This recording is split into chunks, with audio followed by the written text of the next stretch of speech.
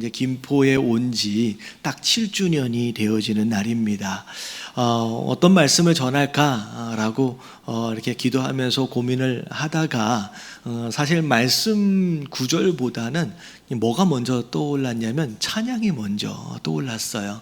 여러분들 그 찬양 아시죠? 감사하신 하나님. 그 가사가 뭔지 기억나세요? 에베네셀 하나님.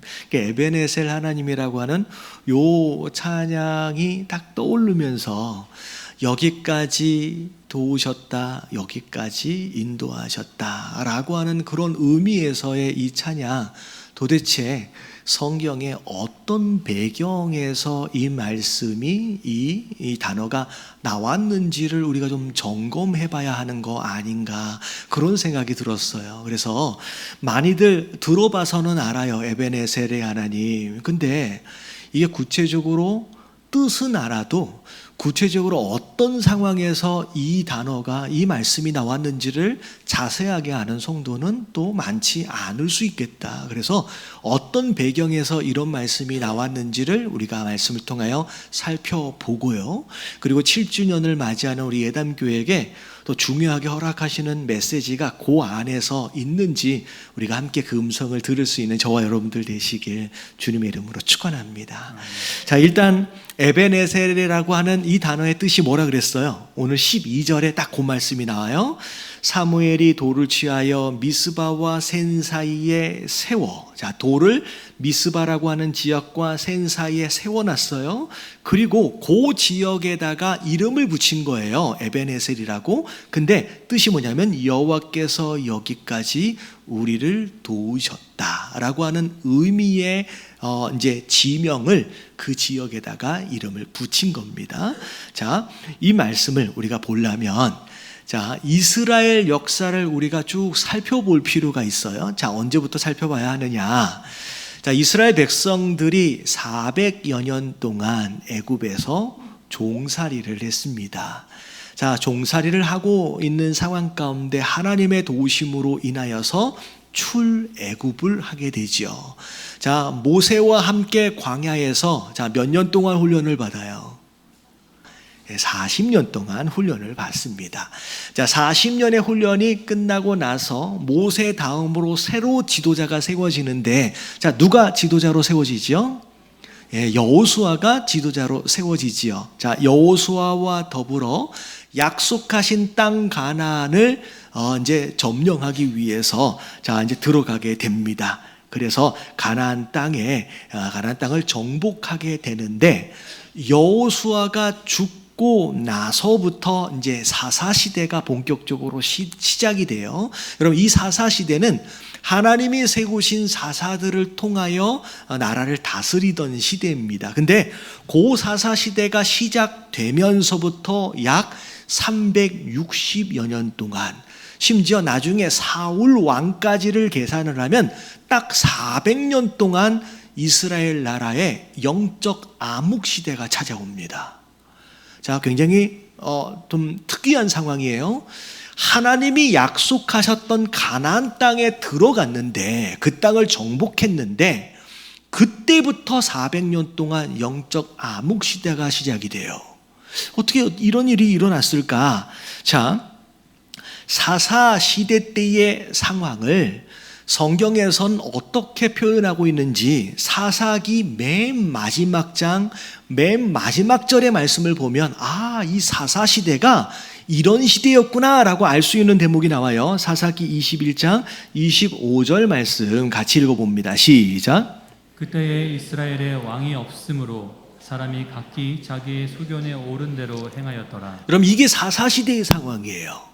자, 이 사사 시대의 상황의 특징을, 이 말씀을 보니까 두 가지로 우리가 분리해서 볼 수가 있는데, 자, 첫 번째, 그때의 이스라엘에 뭐가 없었대요? 이런 왕이 없었대요. 자, 이스라엘에 왕이 없다라고 하는 이 표현은, 자, 인간 왕이 없다라는 의미도 있지만 영적으로 볼 때, 자, 뭐가 무너진 세대냐? 자, 하나님의 왕대심이 무너진 시대. 여러분, 이게 사사시대예요. 이게 첫 번째 특징이에요. 자, 두 번째 뭐라고 나왔냐면 각기 자기의 소견에 옳은 대로 행했대요. 그러니까 자기가 생각할 때, 자, 이런 거, 이게 옳은 것 같아 라고 하면 자기 마음대로 결정을 하는 거지요. 자, 이 시대를, 자, 특징을 이렇게 분리해 볼 수 있을 것 같아요. 뭐가 사라져 버렸어요?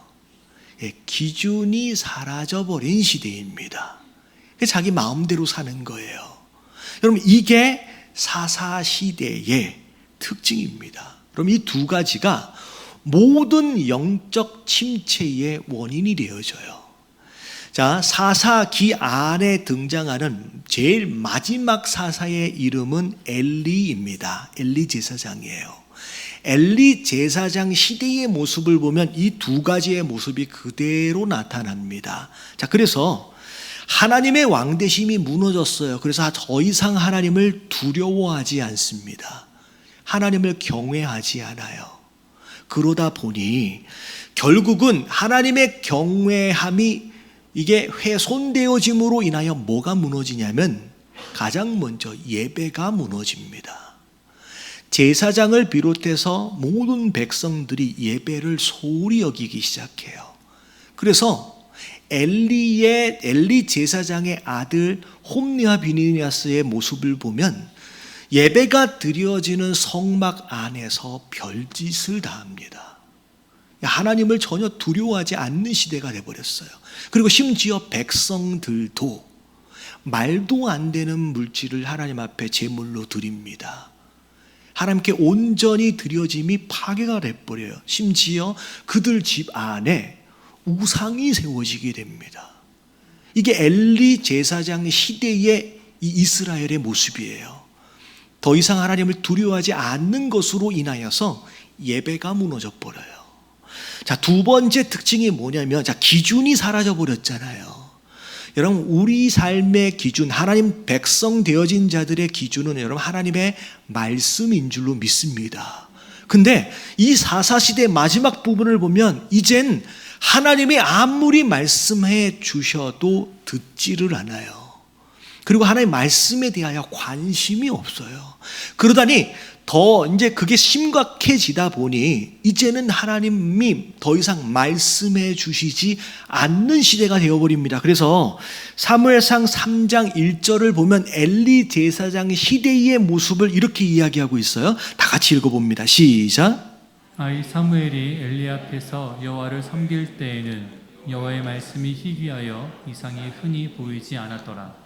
여러분, 하나님의 백성이에요. 하나님의 나라입니다. 이스라엘. 근데 이 나라에 뭐가 희귀해져 버렸어요?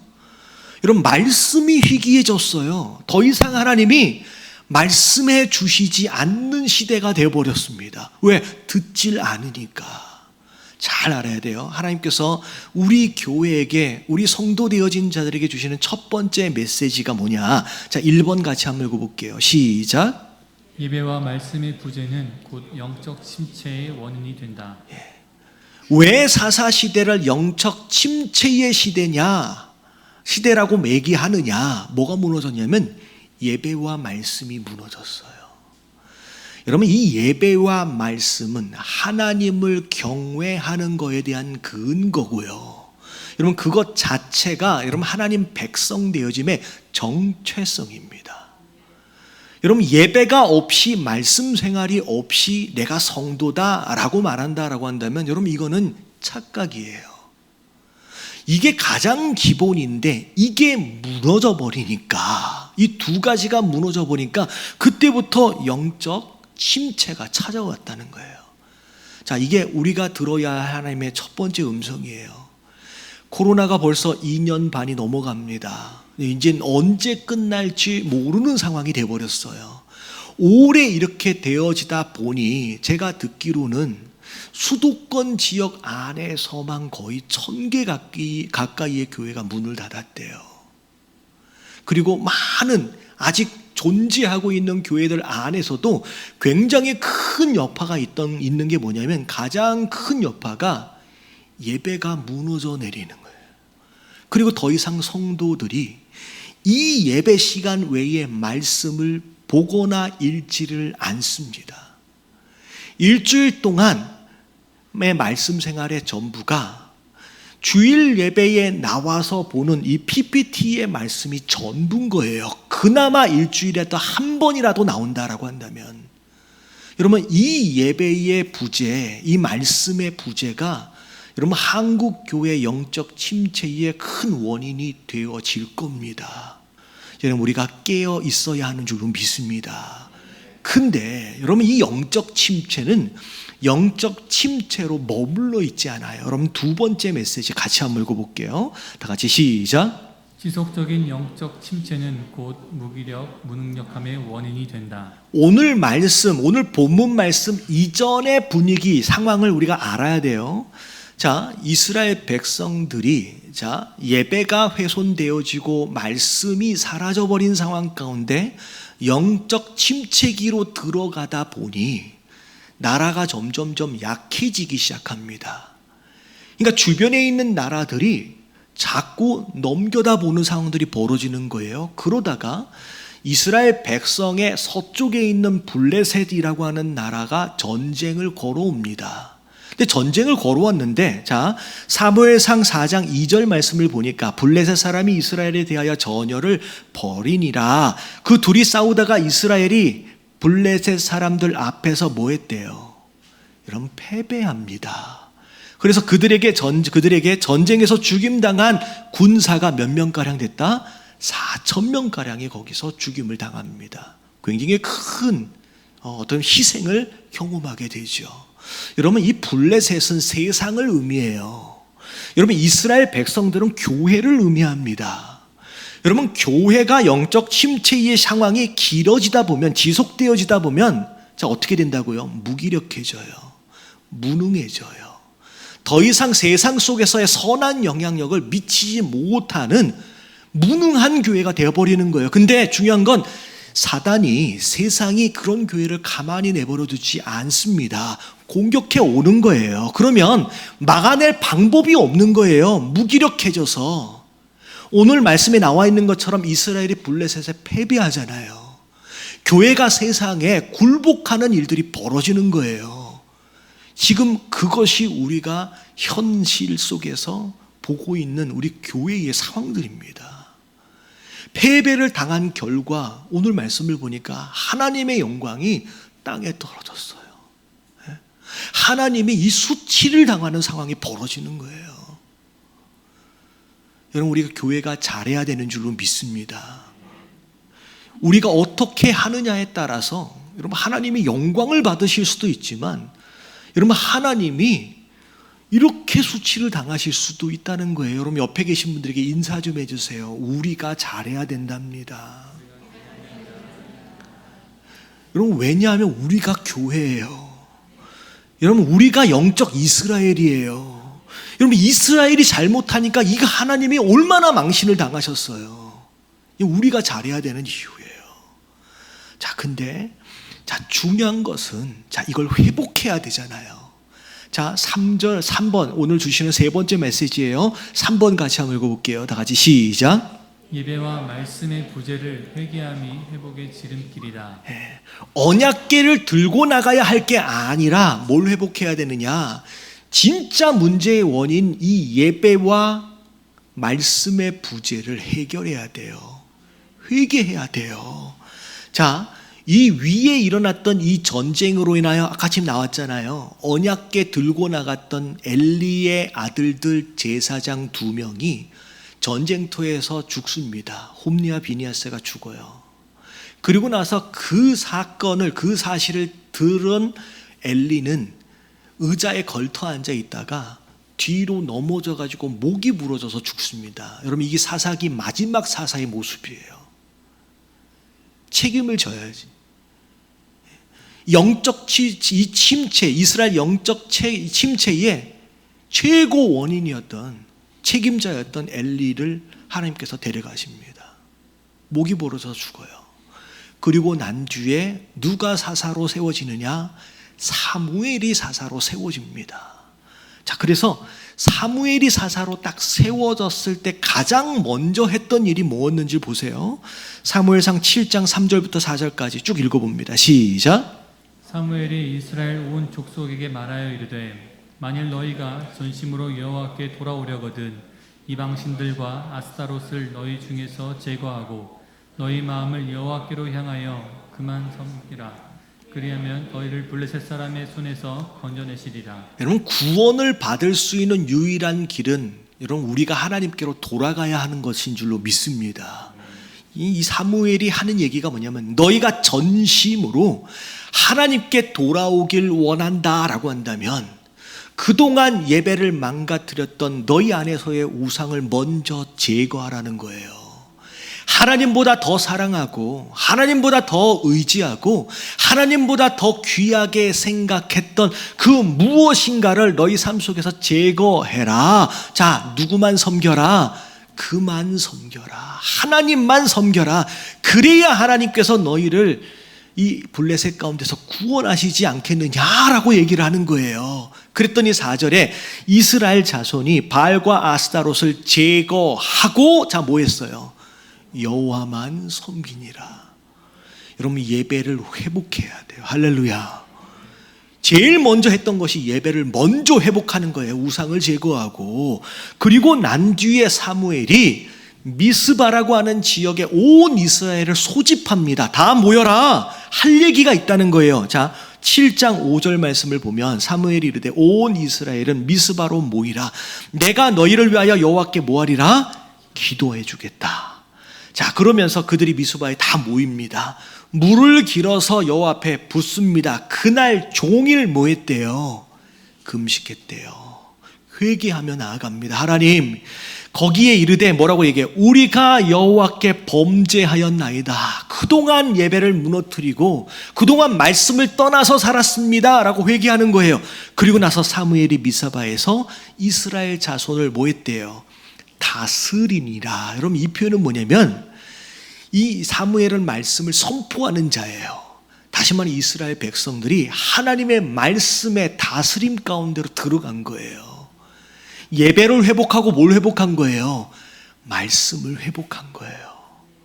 여러분, 이게 사무엘이 사사가 되자마자 처음 한 거예요. 가장 근본적인 원인을 해결하려고 먼저 나선 겁니다. 자, 그랬더니 자, 이 소식을 들은 블레셋 사람들이 아니 미스바에 웬일로 다 모였대? 예, 저들이 뭐 하려고 다 모였대? 이것들이 하면서 군대를 모아가지고 미스바로 쳐 올라갑니다. 그러면 사무엘이 이제 전쟁이 일어나는 거잖아요. 또 그러면 사무엘이 전쟁을 대비하고 준비해야 하는데 사무엘상 7장 10절 말씀을 보니까 사무엘이 뭘 했는지를 보세요. 사무엘이 뭘 드릴 때에? 번제를 드릴 때. 전쟁을 대비하는 게 아니라 뭐에 집중해요?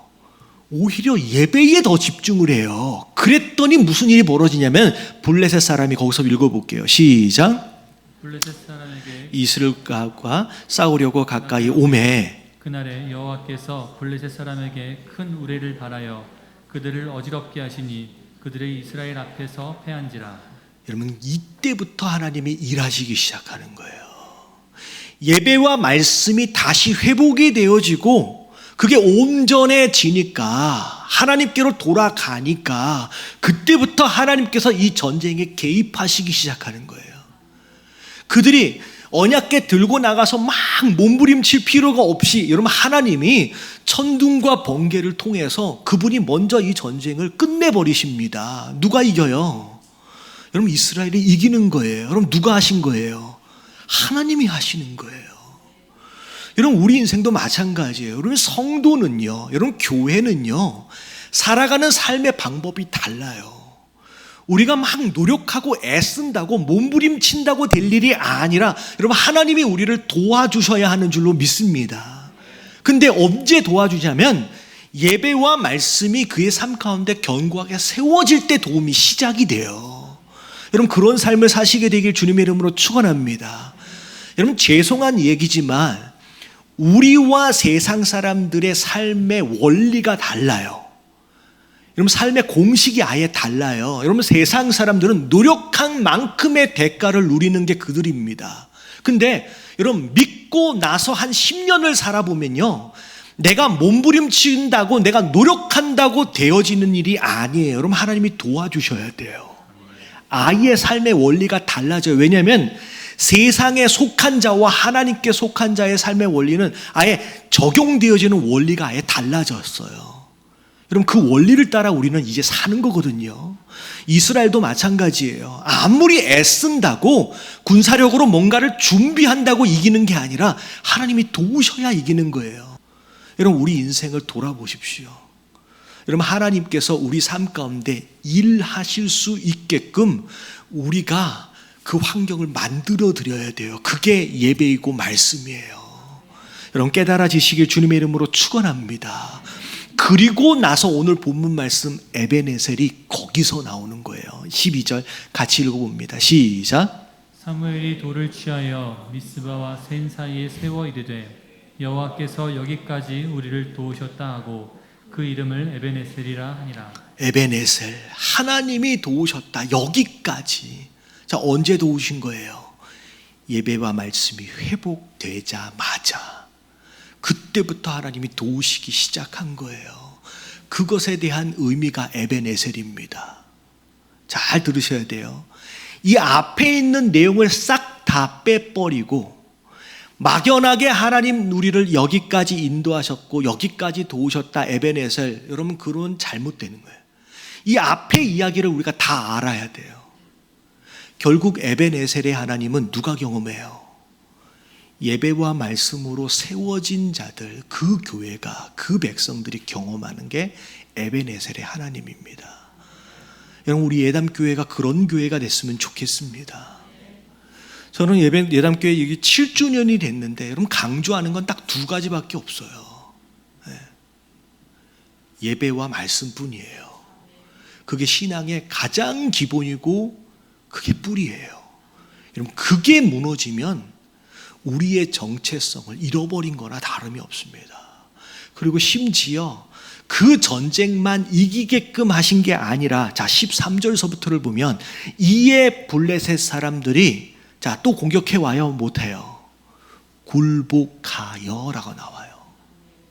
만약에 이스라엘 백성들이 군사들을 잘 준비해 가지고 그래서 그 전쟁을 이겼다라고 한다면 또 준비해서 쳐들어올 거예요. 근데 이 전쟁은 뭐에 패했어요? 갑자기 천둥 번개가 몰아쳐가지고 완전히 하나님의 도우심으로 이겼거든요. 겁나서 이제 못 쳐들어오는 거예요. 그래서 다시는 이스라엘 지역 안에 들어오지 못하였으며 여호와의 손이 사무엘이 사는 날 동안에 블레셋을 뭐 하셨다? 막으시매. 여러분, 이 예배와 말씀으로 세워진 교회, 여러분, 그런 백성, 그런 성도는요, 여러분, 세상이 함부로 건드리지를 못합니다.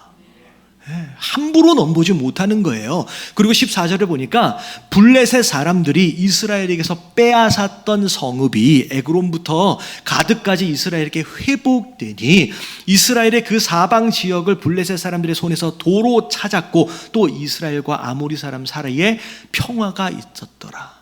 점점 약해지다 보니 하나님이 주신 땅들도 다 잃어버려서 다 빼앗겼어요. 근데 빼앗겨 버렸던 잃어버린 땅들을 전부 다 되찾아 옵니다. 여러분, 잃어버린 땅은 뭘 의미하냐면 잃어버린 영혼을 의미해요. 여러분, 교회가 무기력해지고 무능해지다 보니 세상으로부터 계속 영혼들을 빼앗김을 당하는 거예요. 그런 상황 가운데 예배와 말씀이 회복이 되니 하나님과 함께 하심이 나타남으로 인하여서 잃어버렸던, 빼앗겨버렸던 영혼들을 다시 되찾아오는 일들이 이제 일어나는 거예요. 여러분, 이런 일들이 우리 한국교회 안에, 우리 예담교회 안에서 일어날 수 있게 되길 주님의 이름으로 축원합니다. 여러분, 이게 하나님께서 우리 교회에게 원하시는, 이 7주년을 맞이해서 이후에 우리가 집중하길 원하시는 하나님 메시지인 거예요.